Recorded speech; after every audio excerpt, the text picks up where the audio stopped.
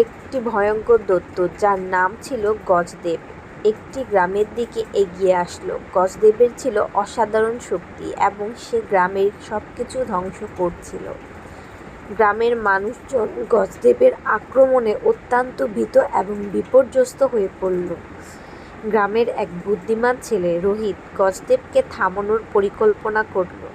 সে একটি ঝড়ের রাত বেছে নিল, কারণ ঝড়ের রাতে গজদেবের শক্তি কম থাকে, এবং গজদেবকে একটি ফাঁদে আটকানোর চেষ্টা করল।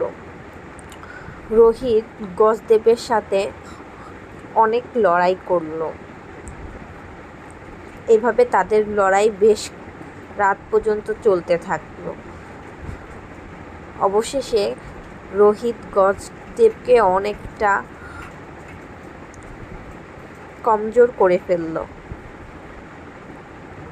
এবং তার বুদ্ধিমত্তা ব্যবহার করে সে একটি ফাঁদ তৈরি করল,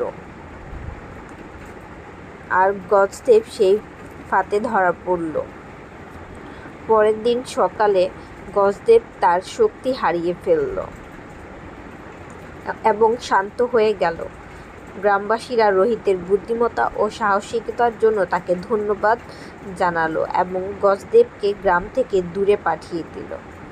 এই গল্পের শিক্ষাটি হলো সাহস এবং বুদ্ধিমত্তা ব্যবহার করে বড় বিপদকেও মোকাবেলা করা সম্ভব।